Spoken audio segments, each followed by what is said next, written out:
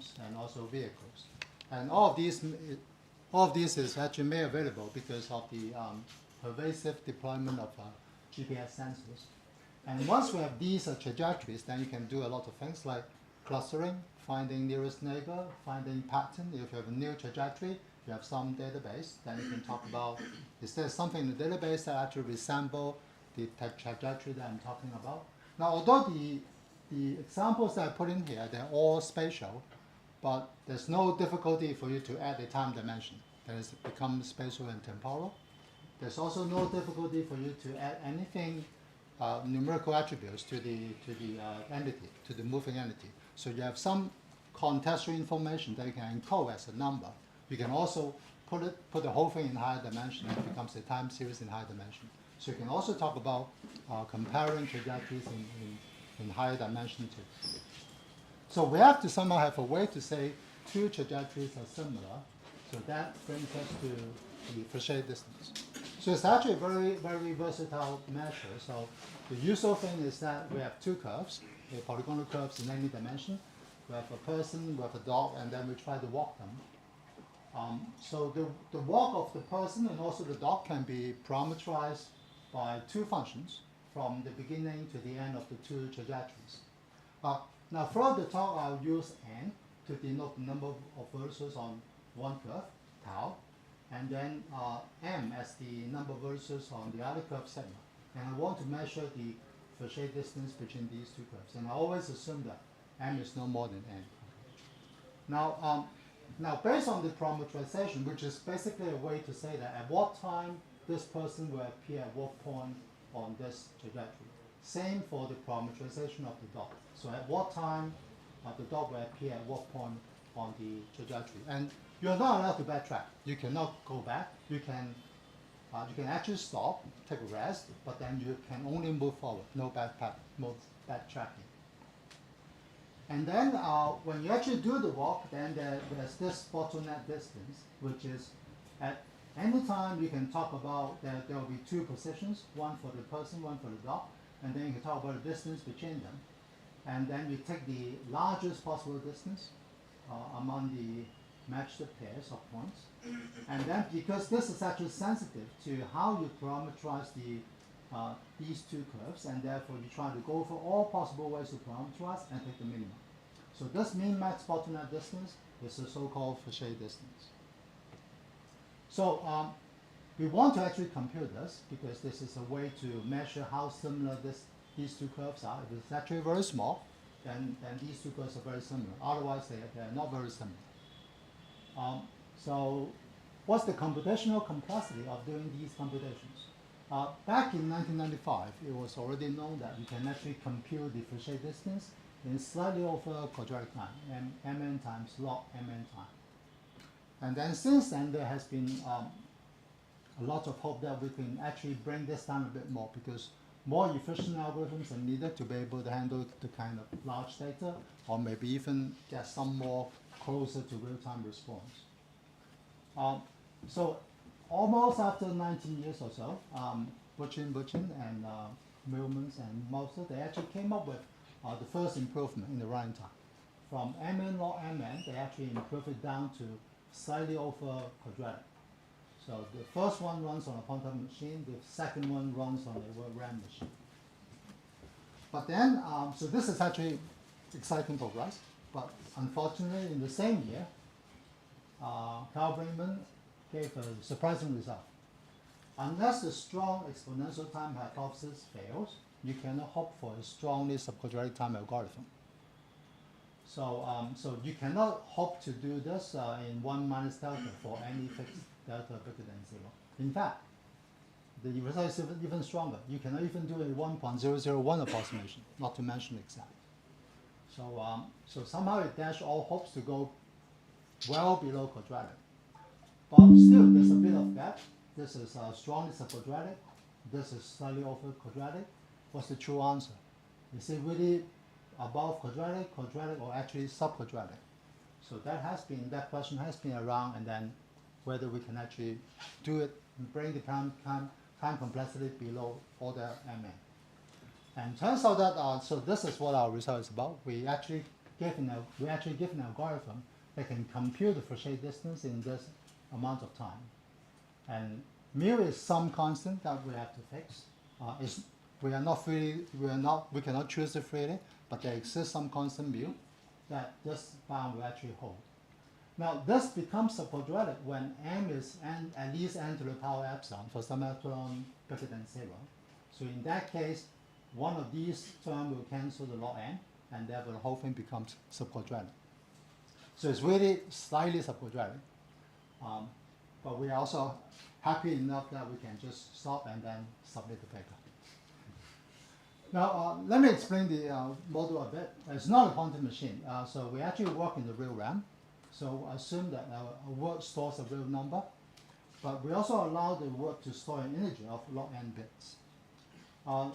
For when I'm storing a real number, then we assume we do the usual thing. Any standard arithmetic operation will take constant time. I don't use floor function. And when I actually use it as an integer of all the log n bits, I basically use it to do table lookup in order one time. Now, in the talk, because I actually have to do a lot of encoding, bit encoding. So I will be extracting bits from the encoding from a word. But so you actually think, well, I need to do some bit extractions, and therefore there's some bit operations needed. But on the other hand, you can actually pre-compute all those results of bit extraction in the table.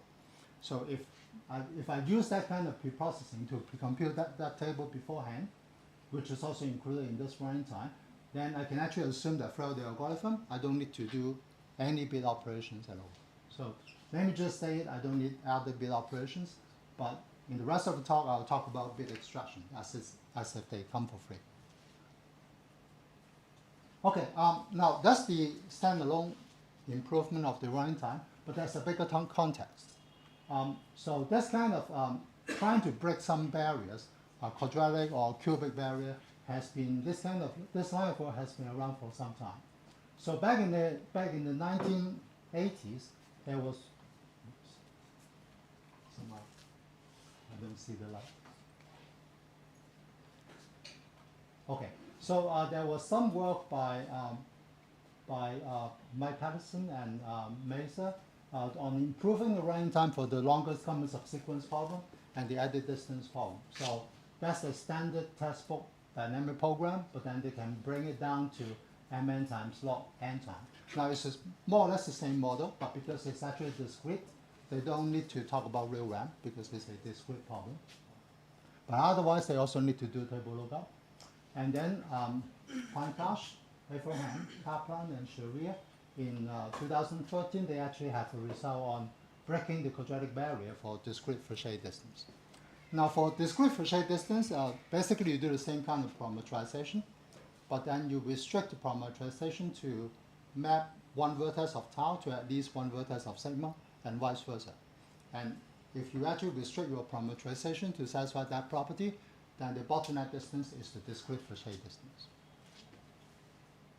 There's also and subsequently in 2018, there was also a paper that actually break the quadratic barrier for dynamic time warping and geometric edit distance. So dynamic time warping is another popular similarity measure that actually sticks to sum of vertex to vertex distances in these kind of parameterization. Free sum is another very well-known problem. So it was actually, the barrier was actually broken by Timothy back in 2018. There are more examples like this. If you go online and find the talk by Timothy on the art of shaving logs. Okay, but other than this bigger context of trying to cut down a lot of log factors to actually bring us below some barrier, to me there's also another I think motivation for doing it, because it actually relates to something that I discovered, which was actually already discovered, but then something that I realized again, which is there's a strong connection to algebraic geometry. Somehow it may be a bit unexpected, which is the following. Turns out that if you ask the question whether the Fauché distance between two polygonal curves is at most some number delta, if you fix one of the curve and think about the other two things as variables, so altogether I will have dm plus one variable because of the m vertices, those are dm numbers, and then I have one more number for delta. Then this question can actually be modeled by the arrangement of zero sets of polynomials in this high-dimensional space. And then the good thing now is that this question, if you look at one cell, one kinetic component of a cell in the arrangement, then it actually has the same answer. So that actually allows us to bound a lot of things. I can actually bound the number of possible answers by the size of the arrangement. I can use different algorithms available to compute values of functions I'm interested in that are related to these questions. So that is the actually strong connection that I'll be using. So that actually didn't come just out of the blue.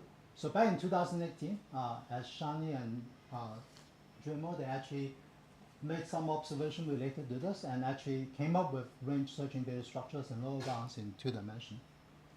And then there's also a connection to the work by Dremel, Nielsen, Phillips, and Saros in 2001 to actually come up with VC dimension bound of range space induced by metric balls. And then in 2023, my student and I, we actually make this connection more explicit. And then we make use of some of the algebraic geometry algorithms to come up with exact algorithms for the first time for some of these problems. Now, but unfortunately, all of these algorithms, their running time will be exponential in D, and also the size of one of the curves, sigma. So then the running time looks quite horrible, although they are the first known exact algorithms. So I'm actually quite happy that this approach, connection to algebraic geometry, can actually be utilized to now work on the polynomial realm. In fact, we can manage to bring down the quadratic barrier. Okay, so let's see, how do we actually use it? Now, some basic about Fauché distance. So I'm interested in asking this question for a fixed delta. Eventually, I have to determine the minimum delta, but usually that is done by parametric search. If I can answer this decision question, then using parametric search, I can answer the whole question with a log n extra factor.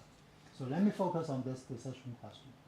And the standard way to think about it is there's a free space diagram.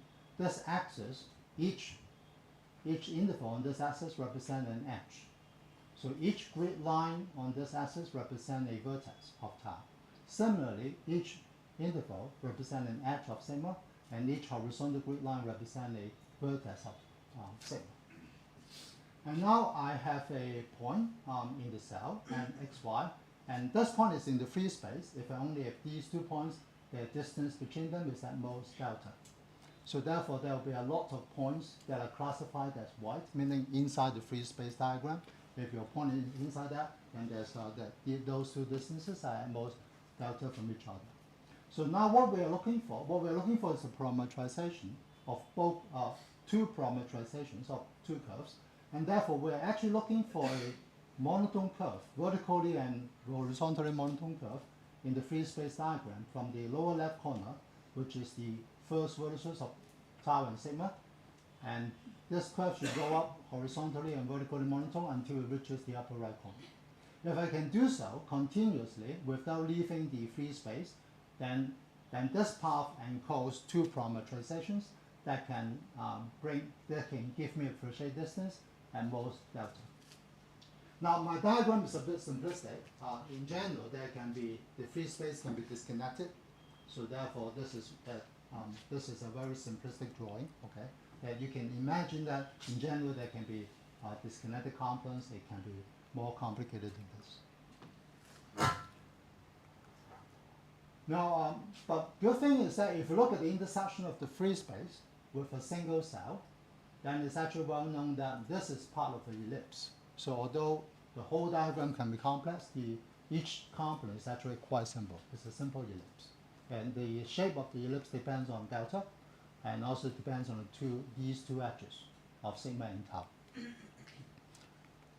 tau. And another concept that I'm going to need is the so-called reachability integrals. And these are the intersections of the cell boundaries with the free space. So for example, if I blow up this cell, not much blow up, but bring over here, then if I look at the cell boundary intersection with the ellipse, then I have the blue intervals. and then the red interval. So these are the so-called reachability intervals. So for example, let's say this is VI. This grid line represents V sub I, the vertex of tau. And then this interval represents the edge of sigma. Then what does this interval mean? Any point x on this interval means the following. It means that there is a path all the way from the lower corner to this point, meaning that this prefix of sigma and this prefix of tau is at the Fauché distance no more than delta of point. So that's the meaning of these reachability intervals. Okay, and then the algorithm by Helmut and also Gordo, they are based on DP. And the idea of the DP is that if you're given these blue intervals, in order one time you can actually propagate and generate these red intervals. So let me not go into the detail of how actually the recurrence is written. So what it means is that once you start with the initialization of these two intervals, then you can fill in, you can propagate the intervals in row-wise to fill in the intervals of all of these. And then you, by initialization, you can also obtain this, and then you can go on to the second row, and so on and so forth. So eventually, you arrive this, and then you'll be able to tell whether you can actually reach it. Okay. So what is the idea that we'll be able to actually improve the running time? Now, if you look at this, this is already order 1 time per cell. I have m times n cell. So therefore, if I really do this, then it's order mn time anyway. So how can you hope to actually break the quadratic barrier? So the first idea is that let's try to actually block the free space. So I'm going to group these intervals into blocks. And how many do I actually put them together? So these blocks has width alpha. Alpha is a small constant, less than 1, times log m divided by log n.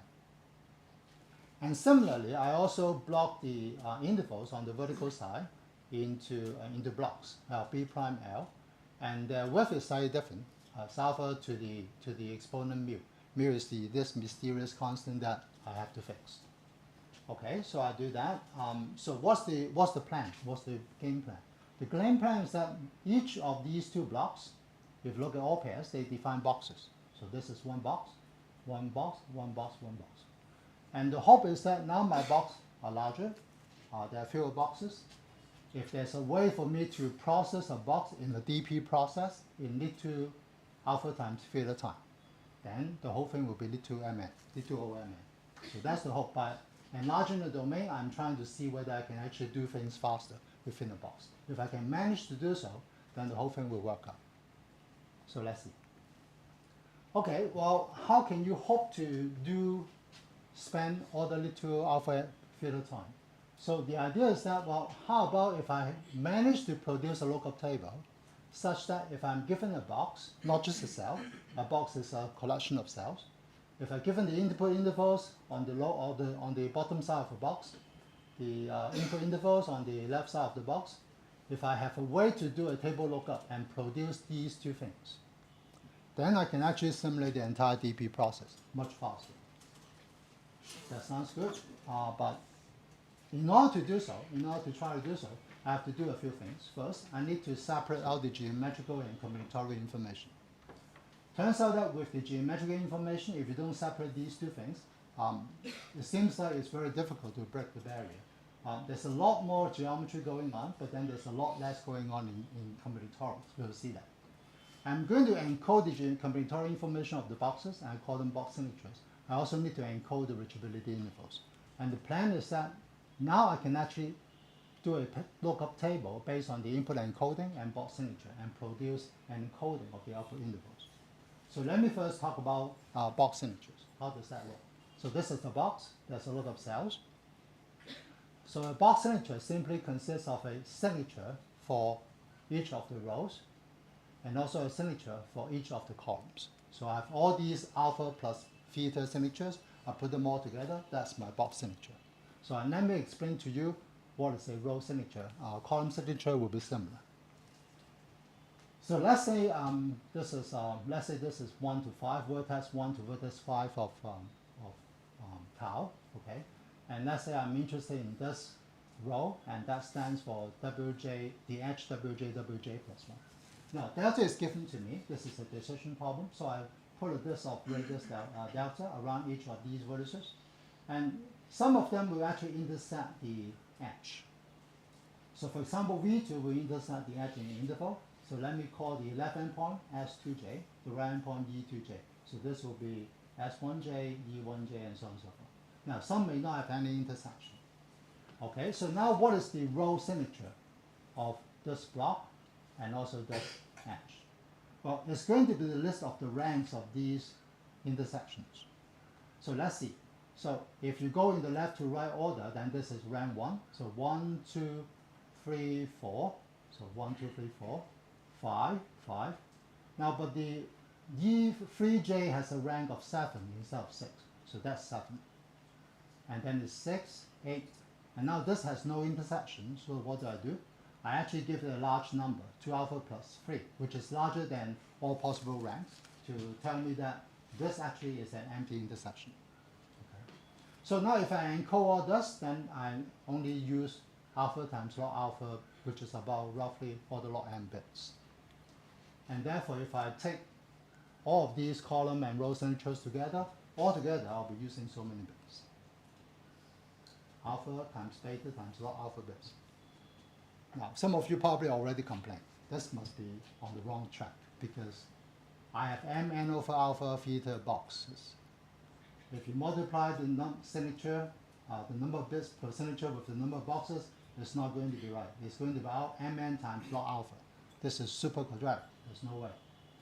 Yes, but turns out that I don't have so many distinct box signatures. A signature takes a lot of bits, alpha theta times log alpha bits, but I don't have so many distinct box signatures. And where does that come from? Where does that observation come from? So let me fix the block B sub k. Let me talk about any edge from sigma. So then this is a variable. So now let me look at a few predicates. How do I design a box signature? Basically, it's the ordering of these points along the edge. So therefore, if I come up with predicates to determine how are they ordered from left to right between every possible pair of A and B, then that will give me the that will induce the row signature.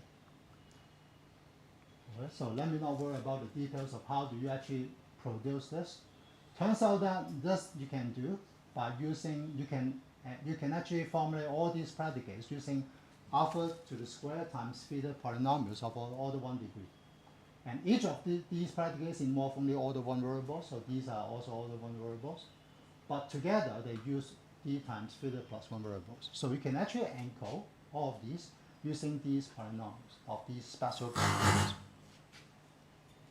So what does that give us? This is a different way to look at it. So what does that give us? Well, now this book comes to my rescue. This by Basu, Pollard, Roy. They have a lot of interesting results on real algebra geometry. So one of the results says the following. If you have a zero set of polynomials of this type, then the arrangement has complexity alpha to the order theta. And then if you want to compute a set of points that will hit every cell of the arrangement, you can also do so in the same amount of time. And notice that means if I try to give a unique ID to every cell of the arrangement, I will only need to use so many bits. Alpha, because theta is actually less than alpha, so it's alpha times alpha, which is log n bits. So that actually says that although each box signature uses alpha times theta log alpha bit, but to identify as a box signature, I don't actually need to use so many bits. So I can have a table, index by integer of this many bits, and the content of the table gives me the box signature. So now I can use a cell ID as a way to identify my box signature. So now this is for a fixed BK, and therefore I have to multiply all this by n. But that only gives me an additive term of log n in the number of bits. So each box signature uses at most log n bits in that sense. Okay. So far so good. Yeah. Now you may also still wonder, that's fine in terms of number of bits, it probably works out. But if you fix your k, I give you an edge, how do you retrieve the cell ID? I mean, this is all talking about how the size of the encoding, but how do you actually get it? I actually have to compute the arrangement. When you give me a specific edge, I need to do a point location in the arrangement. Now, if you are familiar with this, then of course you immediately will object. When you do a point location, there's a hidden constant, which is 2 to the power of the dimension. But luckily, in this case, I can turn all of these polynomials into hyperplanes by linearization. And then there's this nice result in the literature that with hyperplanes, you can do point location, where the dimension is a the running time is actually polynomial dependent on the dimension instead of exponentially dependent on dimension. There was a paper by, I forgot the last name of the author, but there was a more recent paper by Sarah Ursa and also Pankaj is also involved. Yeah. Right. So I actually need to make use of that result to be able to give me a k, give me an edge, I also retrieve the cell ID. Okay, so that's the box signature, but it's somehow weird that how do you actually use it? So let me tell you a bit about the encoding of the reachability interval, then you'll see how I actually use the box signature. The reachability interval is an interval of Vi on an edge. One of the easy lemmas is that the left-hand point of the reachability interval is usually the larger of these 2 points. This is the intersection. This is the intersection of the delta ball around I with the edge Wj and Wj plus 1. So depending on which point comes later, then it should be equal to that later point.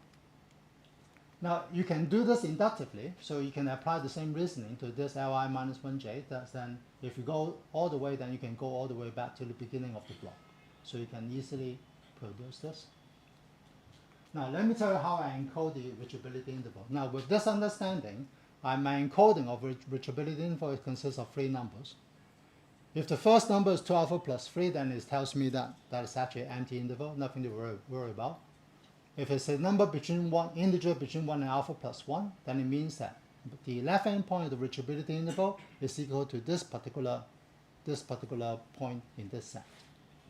If it's actually 0, then it means that this left-hand point is actually the same as the first point. Moreover, the first point is this pi ijth element in this set. It's the intermediate predecessor. And there's a chance that this is actually equal to this predecessor, and I encode it using this single bit. If it's 0, they are not equal. If it's equal to 1, then they're equal. Very complex, but let me tell you one of the consequences of doing this. The consequence is that if I take a particular box and look at all these encoding of the input intervals or output intervals, then it only requires all the log n bits. So I can actually encode all of this using a single word. But why do I actually do it this way? Let me give you an example how I use the encoding. So suppose I have an encoding, this, which means I have this. And suppose, just an example, this reachability interval is empty, so I don't worry about it. I just worry about this thing here. How do I generate this reachability interval? Specifically, how do I generate its encoding? Okay, so I'm going to retrieve the row signature. So using the row signature, if I find out that from this encoding, gamma ij is an integer between 1 and alpha plus 1, then the encoding tells me that it's equal to this equal to this point. I need to figure out Sijk. So now I'm going to use this row signature to tell me the rank of these 3 points, because it's all encoded in the row signature. So then by comparing their ranks, I can decide, for example, if this is the case, then I can decide that the left-hand point of the reachability interval is equal to Si plus 1j, and therefore I can set this number to its appropriate value. On the other hand, if this is actually 0, then I know that this reachability interval left-hand point is equal to this, and the immediate predecessor is equal to this. And once again, using the row signature, I know the rank of these things. If this has happened to be the case, then I can also set the encoding of this reachability interval quite straightforwardly in order one time. Now, there are many other cases, but they all work in a similar way. But the main point is, I can actually do this in order one time. okay, so now what are the ingredients I've collected so far? So the ingredients is that I only have so many distinct box signatures. I can encode a box signature using log n bits. For the input encoding or output encoding, they only require so many bits for a box. I can actually now use this based on the previous thinking. I can actually pre-compute a table that tells me if I have this box signature, I have all these box input intervals encoding, what should be the box output intervals encoding. I can actually pre-compute all this and in this amount of time and space. So everything seems to be in place. So now I can run my DP. The ideal case is that this particular table will allow me to, once I get this, I'll be able to get these two encoding in all at one time. Then if I sum over all the boxes, it will be perfect. But I didn't tell you the whole story. The trick is that when you go from one box to the next box, you have to decode and encode again. Because the encoding is done with respect to a particular in the block here or block here. Once I go from one box to another box, one of the two blocks will change. I have to redo the encoding. And when I redo the encoding, I have to spend this amount of time. So therefore, the time to spend on redoing the encoding is actually summed to this. That's another thing which is I talk about, I need to do point location to find the cell ID. I did not talk about how much time I spent on it. In fact, this is the amount of time I have to do for each box. And therefore, the total time is also a bit large. Now, if you actually include these two and sum everything, then it looks like this. Now, this doesn't look so encouraging because now my denominator is something less than log n, even if you assume m is equal to n, because mu is less than 1. This is just a decision. Now, if I run parametric search, there'll be a log n factor, and then once again, I'm super quadratic. So how can I save it? So the idea is to save it is that there's no reason to spend so much time to do encoding and decoding just because I leave from one box to another box. So therefore, let's try to group boxes together into bigger super boxes. And by having these super boxes, I can in one shot retrieve box IDs of a large number of boxes using one retriever, one point location. And similarly, for the decoding and encoding, I do the same thing, which is I group a lot of boxes with the appropriate grouping into some larger super boxes. And now when I go from one box to another box, as long as I don't cross the super box boundary, I don't need to decode and encode again. So that again cuts down the time to do decoding and encoding. So eventually, this will be the running time. So let me skip these details. I don't think there's any chance for me to say in any explainable, understandable way. So that's the high-level idea. So that's after that's the total running time. When you run parametric search, then you have to add an extra log n factor.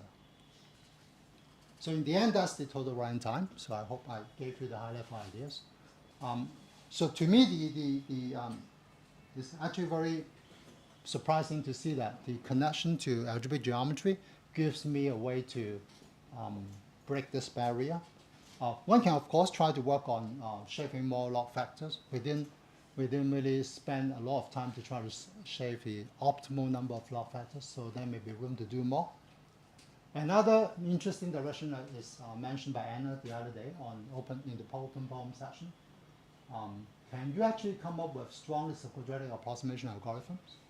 Now, the current state of the art is that you can do n to the pi epsilon approximation in strongly subquadratic time. There's a series of previous work that actually lead to this. So that's actually interesting. But then there's also a conditional lower bound. You cannot hope to get too close. 1 plus epsilon is not possible. In fact, even 3 is not possible. Anything less than 3 is not possible. So because it's also self-hop. But there's still a big gap between n to the pi epsilon and also 3. So then there's a lot of room to play. So let me just stop here.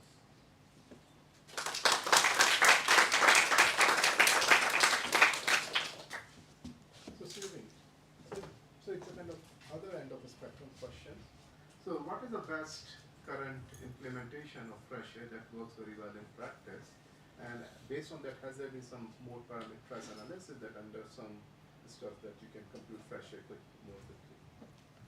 Okay, I can only report to you what I hear from the experts over there. So the other day I asked Kevin about what's the best library that computes Frechet currently, and seems like this paper by Andrew Nusser, Carl Brinkman. I'm sorry that I actually forgot the third author. There's another third author, significant author that I forgot. I'm sorry about it. They actually carefully engineered a Frechet decision algorithm implementation that seems to be the best library function at the moment. In terms of parameterization, I remember I've seen results that, well, if it's CPAT, then of course you can compute Frechet distance a lot faster, close to linear. Approximation. Oh, approximation. No, that's what they do. CPAT approximation. Right. The exact, but there's also results on exact, right? No. Okay. Yeah, that I don't know. That would be an interesting thing too. Whether you can make certain realistic assumption and be able to compute Frechet fast exactly. But seemingly at the moment there's a pretty good implementation running. Oh, how's that? So you mentioned that you use linearization in order to do point progression on polynomial time dimension. But what is the dimension of the linearization in the case of So right now, before I do the linearization, the dimension is d times theta plus 1. So it will be, after the linearization, I think it will be quadratic in that. Quadratic. Yeah, quadratic. So it's Maser. It's Maser algorithm. Right. Yes. Right, that's right.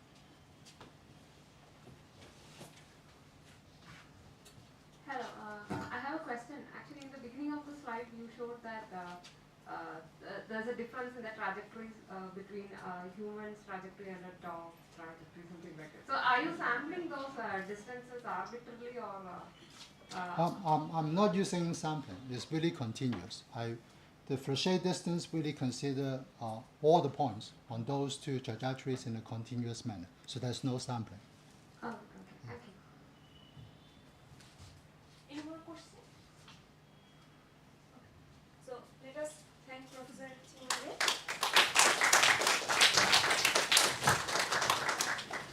Thank you.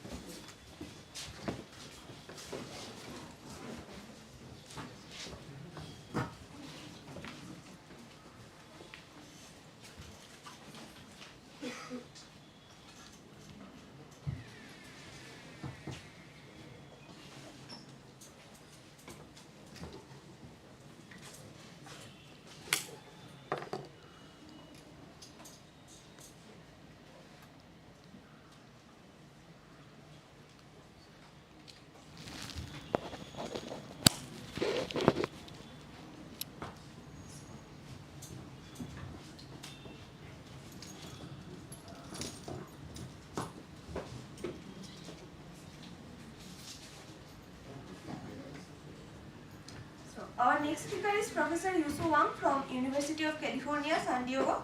Her research interest includes computational geometry, computational topology, discrete Laplace operators, curve simplification, and Frechet distance. So today she is going to talk about size or length of generalization of neural models via algorithmic alignment. So let us thank Professor Wang again. Thank you. Can you hear me? So I apologize that this title didn't touch upon anything just been mentioned, but hopefully this is still of interest to you.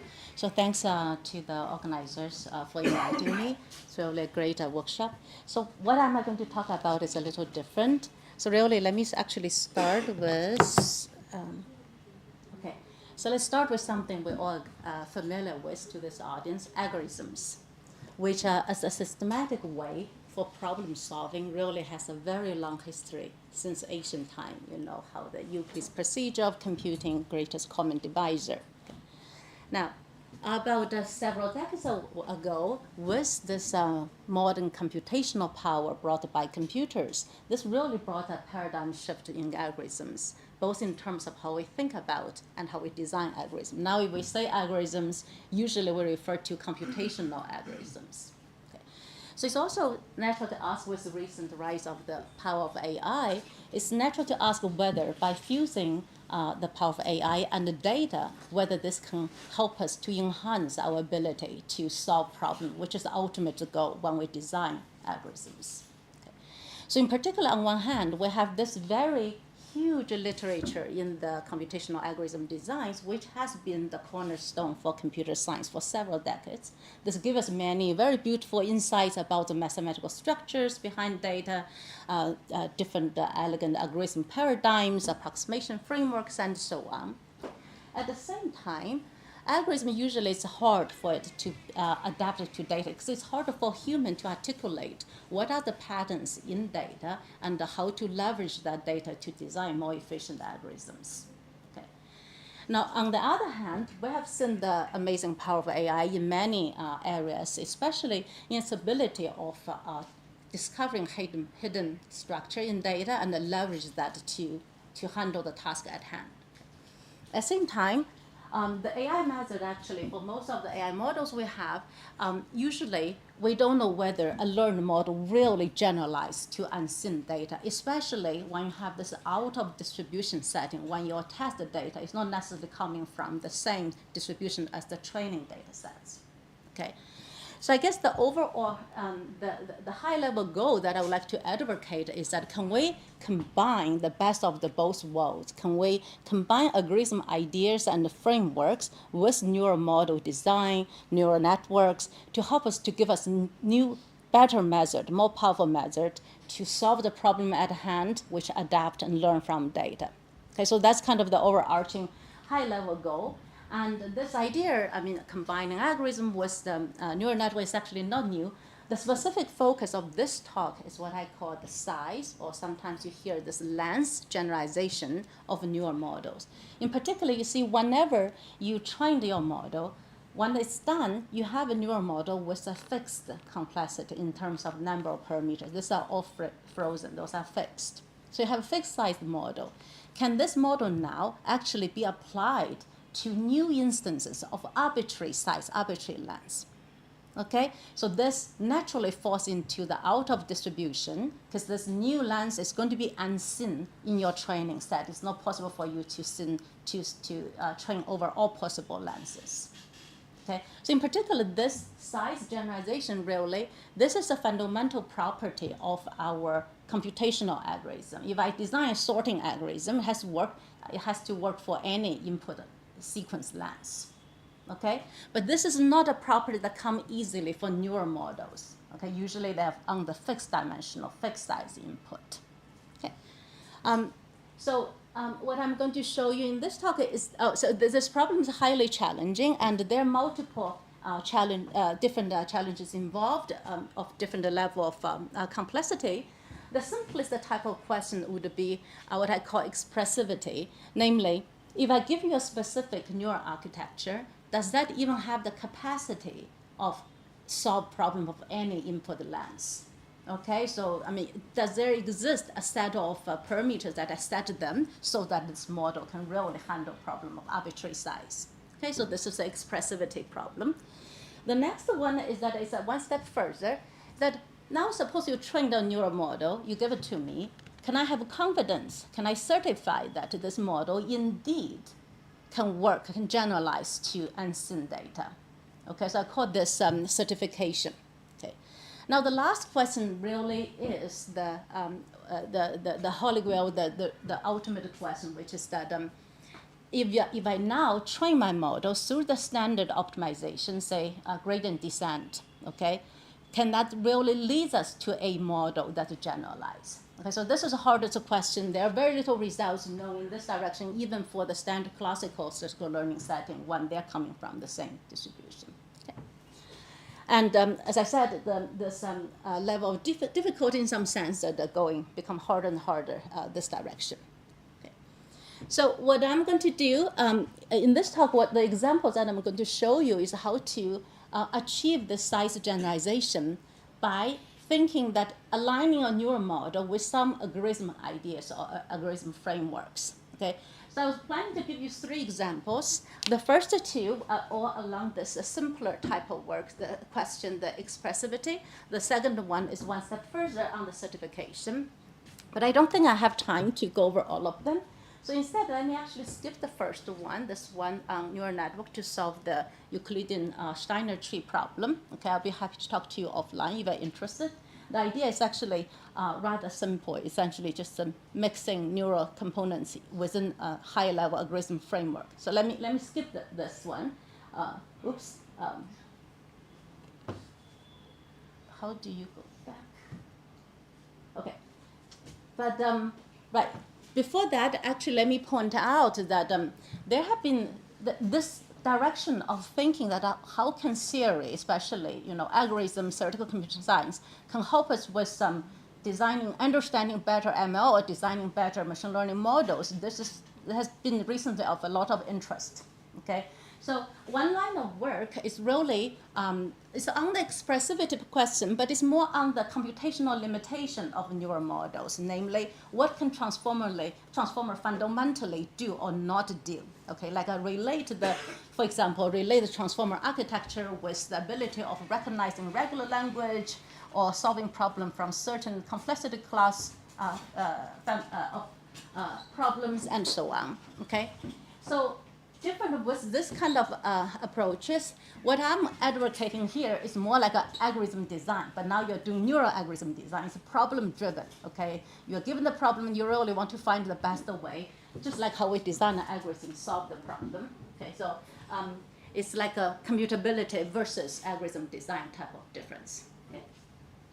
Now, what I'm talking about is also very much related to this very beautiful recent line of work more from the theoretical computer science on learning augmented algorithms. Very often the idea, for each of this, I only give one early paper because there's a huge line of work that I'm not giving you reference here, okay?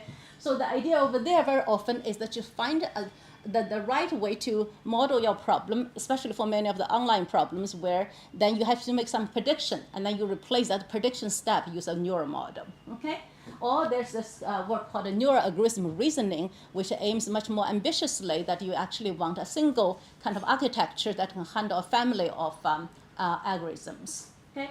And also there's a line of work more in the machine learning domain on machine learning for combinatorial optimization problems, such as, again, you are using a neural component to replace certain key, let's say decision making in the branch and bound algorithm, okay?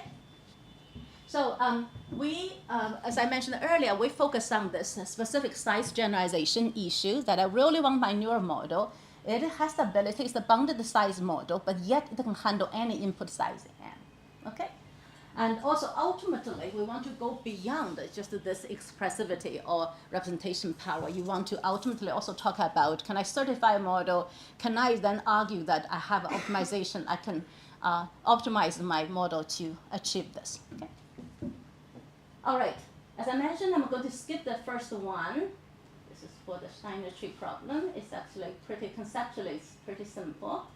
I'll be happy to tell you more later. Okay, so let me now talk about this, the so-called neural estimation of the Waterston distance. So here the high-level goal really is to compare complex geometric objects. Like you give me 2-point clouds that I want to return some distance of them, or you could give me a collection of k-point clouds. I want to find the mean or median of these k objects. Okay, so this kind of problem of geometric distances. Okay, and I want to have a neural model to do that. And what you're going to see next is that I'm going to show you how to build a neural model for estimating the Waterston distance for point clouds coming from Euclidean space, bounded dimensional Euclidean space.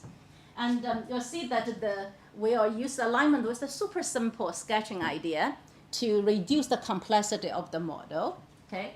And we also have to use the right model in order to argue that we're able to approximate this target function at hand. So that also needs some careful design over there. Okay. And the problem is the Waterston distance. So basically, you can think that this is a way to compare distributions supported on the same metric space. We're looking at the metric setting. Okay. So I'm just going to use the L1 Waterston distance as an example, but it works for any LP Waterston distance.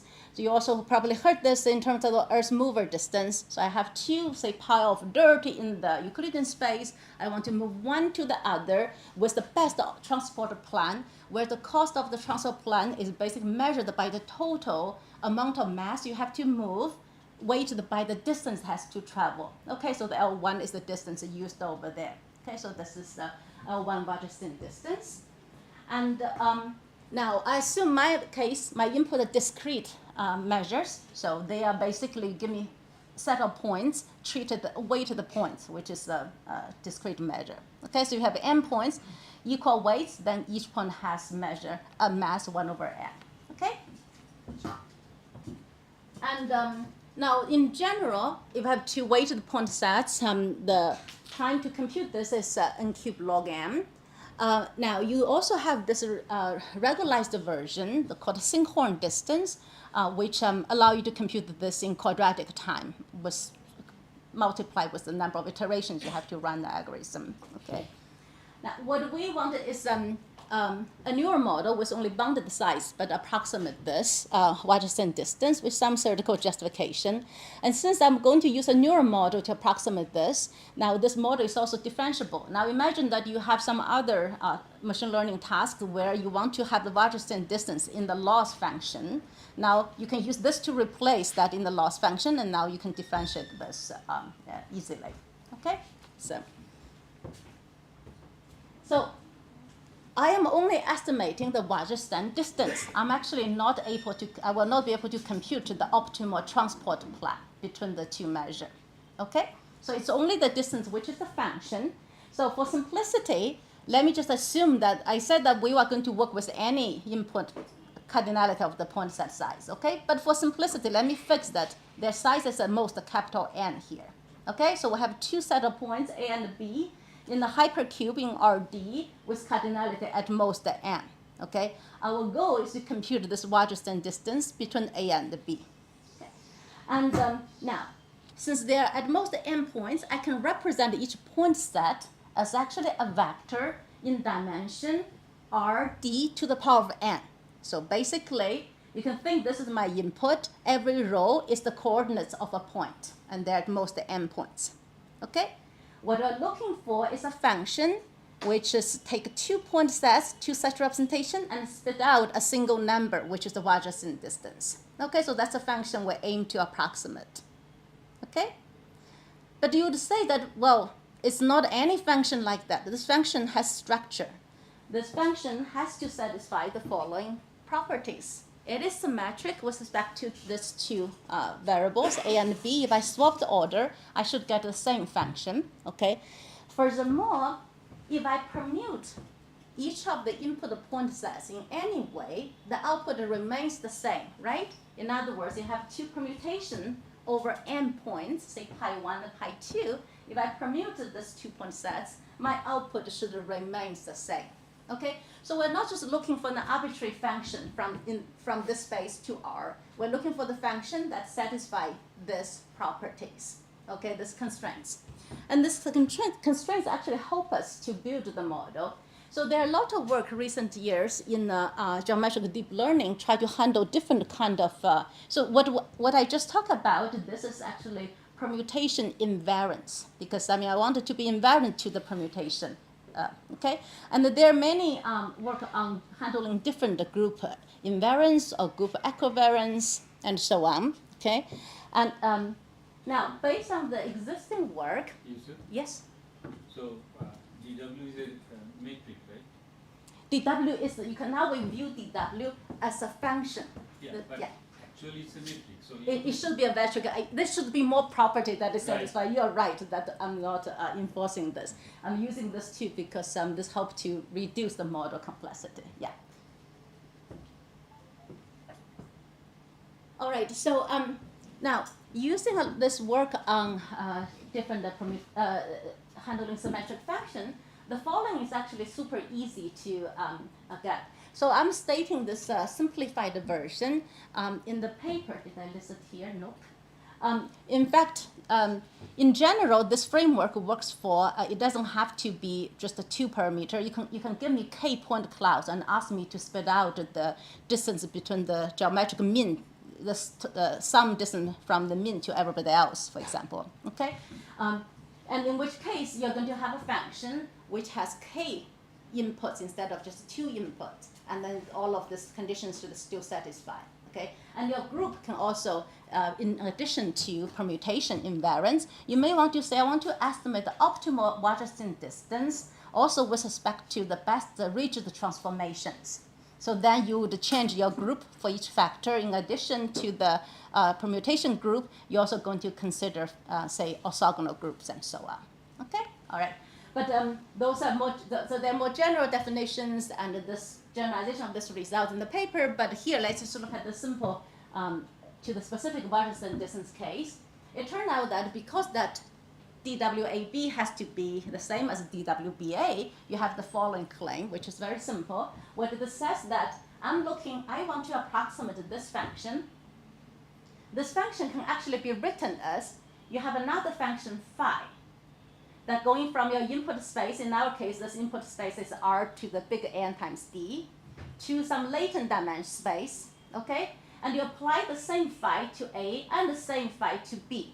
You sum them up, and you send this through yet another function from the latent space back to R, okay? So it's like this function that we're interested in can be decomposed into this form, okay? And this function phi has to satisfy your group invariance. In our case, it's permutation group. Okay? So what does this mean? This suggests that I can actually approximate this distance using the following Siamese, almost the Siamese network architecture. Why? I'm having this is modeling this phi. I have the same model that I send my inputs through. And then after you finish, you get, this is now going to be in the latent dimension. You sum them up, and you send it to yet another function rho here. Okay, so all of this in the neural network going to be modeled by, let's say, suitable neural architecture. Say rho can be the MOP.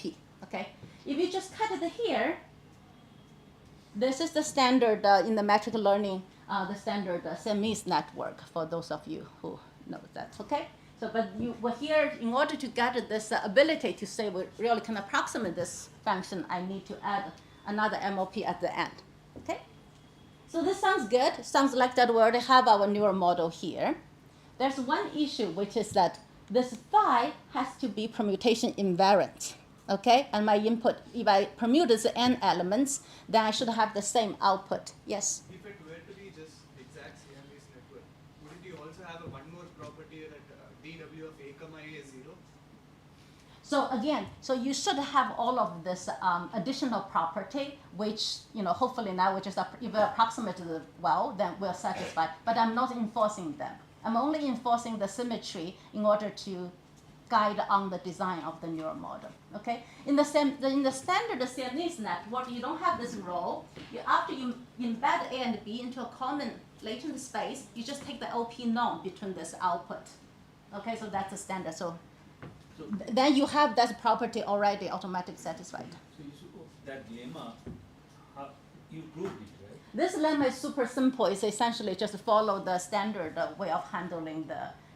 So there's some, essentially, it's basically uses the so-called results on symmetric function has this sum decomposition format. This is a sum decomposition. Yeah. Yes. What is t dependent?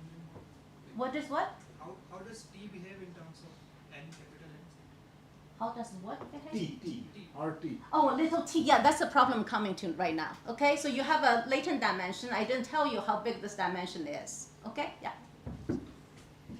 All right. So the problem is that I have to have this function that needs to be permutation invariant. Okay. Again, we know how to do that. The earlier work on deep set handling point clouds is already guaranteed that you can implement a permutation invariant function. Okay, transformer can also implement the permutation invariant function. All of these are also universal, namely they can approximate any such functions. Okay. Now the problem is that if you use the deep set architecture, this latent dimension, the best dimension that we know right now is actually n times d. Okay, so before it was higher, but recently with my postdoc we have a paper which shows the dimension can be brought down to n times d.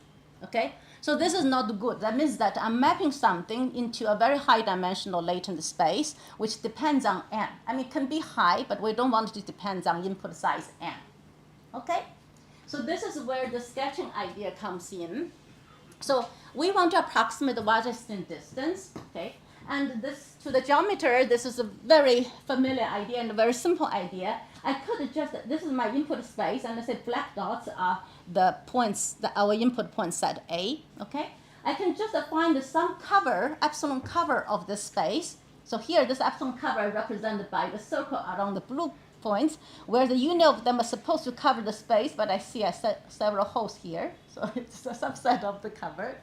And now you can just assign these black dots to this epsilon covers and assign it wisely. So those covering points, center of the covering point, become weighted points. Okay? So you map the input points, black dots, into a set of weighted points where the cardinality of the weighted points is only the covering number of this space with respect to epsilon. Okay? So it's a very simple idea. And in particular, this can be and then for each of point sets, you apply this. You map it into a fixed dimensional vector. Then the Waterston distance can be approximated using this image within the additive arrow epsilon. Okay. Now this mapping H, this encoding, actually we know explicitly how to do that. Even though that we're just leveraging this, we're not going to use this in the neural network. We know that this covering map can actually be written into this form, this simple summed form. Again, this is important because what this is saying is that I'm mapping this point set P or A. This map is that actually I have another little function H here from fixed dimensional to another fixed dimensional space where I just map every point and then sum it up. So again, you have this summed form. Okay, so this little h is independent of capital N. Okay. So now putting all of this together, we finally have the final model. Essentially, for each of the input point clouds, you just go through this encoding we just said, okay, even though this is a train, so it doesn't have to use the epsilon cover that I previously proved to use. Okay, it can find somewhere, whatever, but it has this form, so that's the encoder part. And then for the embedding, you go through this files coming from what we saw earlier, this Semmes part. And then for the image, you sum them up, and then you let it go through a final MLP. And all the maps inside are only between fixed dimensional spaces, although the fixed dimension latent space is actually, theoretically, depends on the covering number, and with also respect to your arrow epsilon. So if your space is low dimensional, and then you have or doubling metric, you have a nice covering number, then that bound is lower. Okay? And you can actually, so this is, we compare this both with the sinkhorn approximation and also previously sort of the Arduino-based approaches. And this sometimes works better than, we give us some time budget, works better than sinkhorn, and it also generalized to point sets of different sizes. And it's all of this neural-based approach is far more efficient than sinkhorn. And this is the training time. This is not the inference time. When you use it, you care about the inference time. Okay, they're much faster than sinkhorn. The training time, our model is much faster than the previous neural model as well. Okay. All right, so this is where by kind of using the right symmetry, respect the right symmetry, and also using the alignment with the simple sketching idea, then you get this model, which also works well in practice to approximate Waterston distance. Okay. So now let me go to the next one. This is actually more very excited about. So this goes one step further, not just on whether can I design a practical model that has the ability of solve it and impracticability. So here, so in general, we know that model effectiveness inefficient are often affected by the interplay between your architecture and also the task structure. Okay, so I've been observed both empirically and also with some conceptual theoretical justification that when your neural architecture has certain alignment, say, resemblance with some algorithm structure, okay, that facilitate algorithm reasoning and also the out of distribution generalization that we're talking about. Okay, so in the case of graph neural network, yes. Just one question. So in the previous scheme, your T ultimately depends on capital ND, no? It depends on the covering number of epsilon and d. There's no capital N. Oh, Yeah. So, and that's why size generalization. Size is, yeah, it's got, yeah.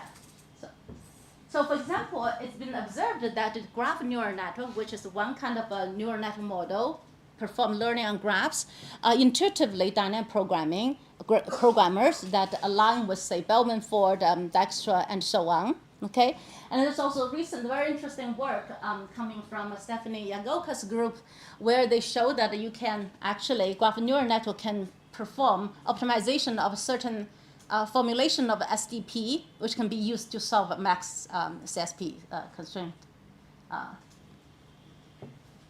satisfiability problem. Okay, so now, but in general, we have this intuitive alignment, which seems to also lead to better explain why they work better in practice, but we don't really precisely know how to articulate the benefits of having this alignment. Okay, so that's what we want to do. So I'm going to focus on just the Bellman-Ford, very simple, the Bellman-Ford procedure, okay?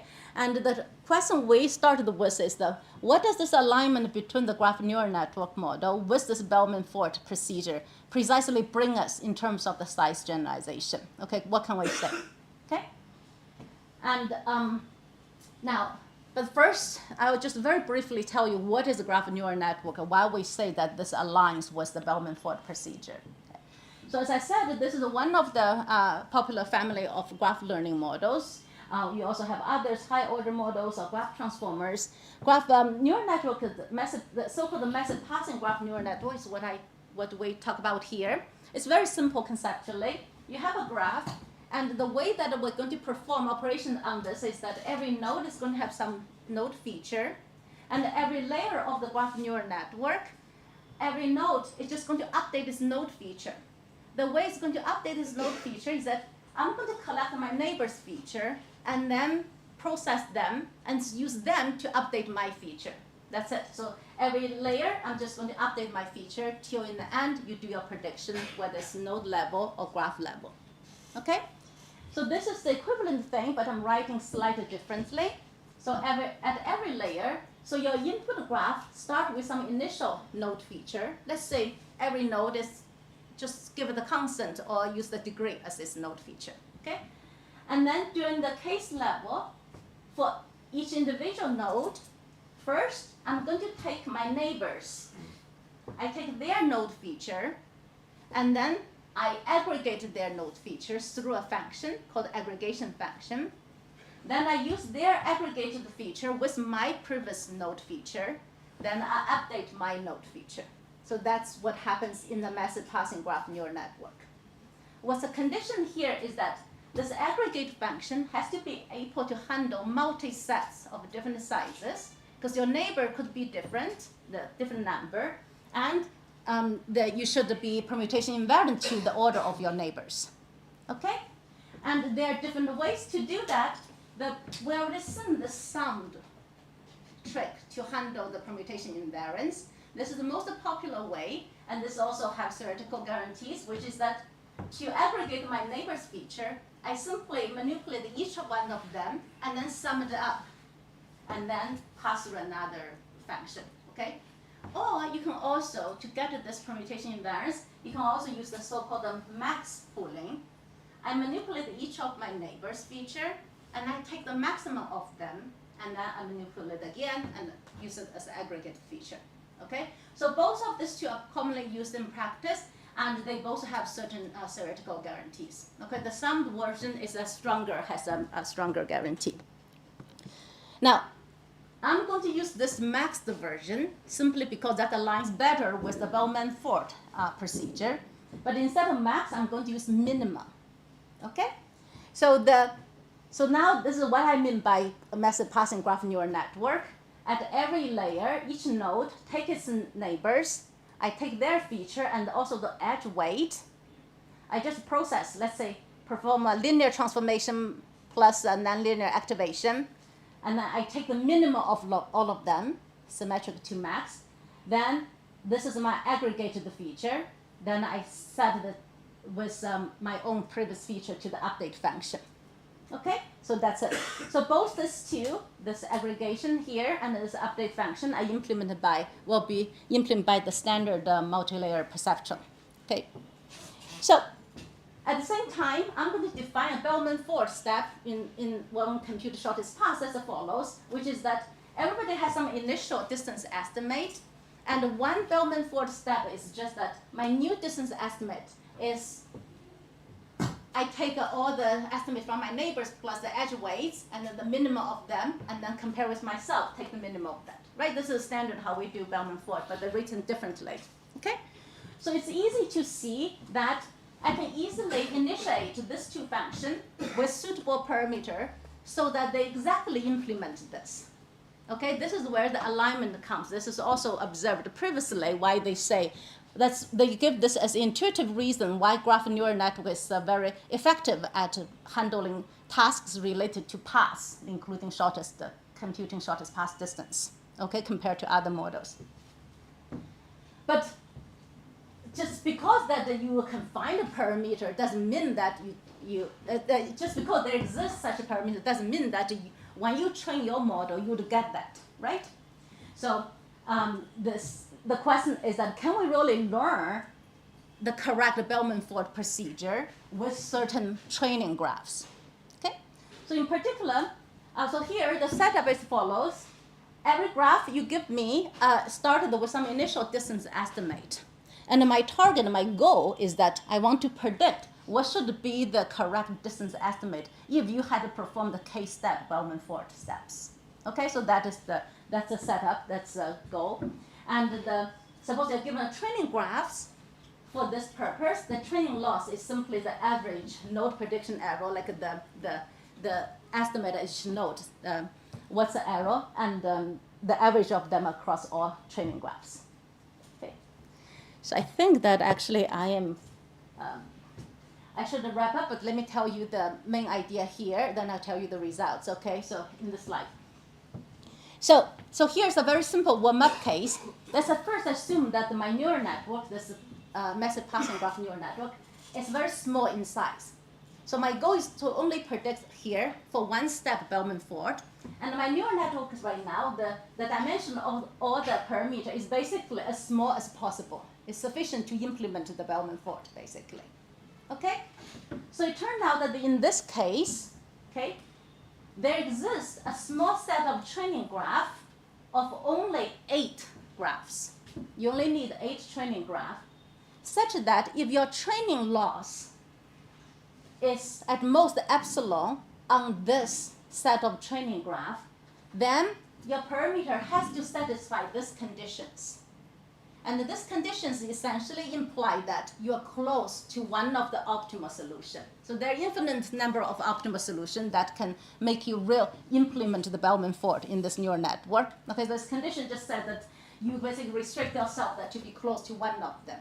And as a result, now you can feed your neural network any arbitrary graph or arbitrary size and any positive edge weights. It will estimate the Bellman-Ford correctly with the bounded error. Okay? And why is this happening? It's working is actually leveraging this alignment. So essentially, in this simple model, you see you have this, so I forgot to say sigma is the only nonlinearity inside it, which is standard ReLU, okay? So essentially, this graph is designed so that if I ignore the ReLU, which is nonlinear, it's almost just a linear system, okay? So this graph is designed so that I force myself to ignore the ReLU, and then now you have a linear system, so then you can use this output to restrict your linear system solutions. Okay? So this is not very hard to prove. But of course that you say this is cheating because you restrict your neural network so much that there's not much margin, not much flexibility. Okay? So you can go with any arbitrary message passing neural network using this mean pooling that we described earlier that can have any layer, number of layers. And inside each layer, when you do the aggregation, you can also have a MLP of arbitrary size and different dimension, latent dimension D. So this can be completely over-parameterized. You can have many, many extra additional parameters in your neural network, okay? So when this happens, there's just too many ways to go wrong. So we have to add a regularization in the loss. So we use the L0 regularization. You basically want your solution to be sparse, okay? And now it turned out that with this, the same 8 graph, as long as your training set includes those 8 simple graphs you saw on the previous slides, okay? Then if your and this this regularization parameter is also sufficiently small, then when your training loss, regularized training loss is within epsilon of the optimal, again you have to be correct, okay?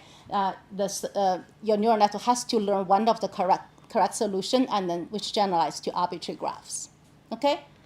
And now this is for one-step Bellman-Ford. You can also go with k-step. Now the problem becomes significantly harder, and you cannot just use those 8 simple graphs that I showed earlier. You need more graphs, but still, you can explicitly give them, and there's only order of k number of graphs, depends on the k-step that you're predicting. And with this training graph, you essentially get the same guarantee as before, okay? So now this is very hard to understand the plot. This is just trying to make one point here. So this is a very interesting phenomenon we see based on, so the theoretical results said that if I just want to predict a one-step Bellman-Ford, actually I just need 8 training graph, well-crafted, well-designed graph for my training set, okay? So I don't need more. So in this experiment, essentially the black you don't really see is the 8 training graph as theory suggested. The blue and the red is that we just added more training graphs. This one has 32 training graphs, this one has 64 training graphs. And we're tracking what happens in the neural network parameter. Here we have the width 128, that's why there are 128 plots, okay? The key is to see that the one with only 8 actually converges much faster to the correct sparse solution. As you add more training graph, it's not the more the merrier. You actually kind of destroyed your signal. It converges much more slowly now. Okay, so it's kind of very interesting, peculiar phenomena, because in general, we want, when you're in the statistical learning setup, the more training data you have, the better, because I mean, you are having more, you get more information about the hidden distribution. Okay, but here, you are looking for specific signal. You actually, if you just use those 8, your system converges much faster. Okay. Some kind of overfitting, or why it's happening?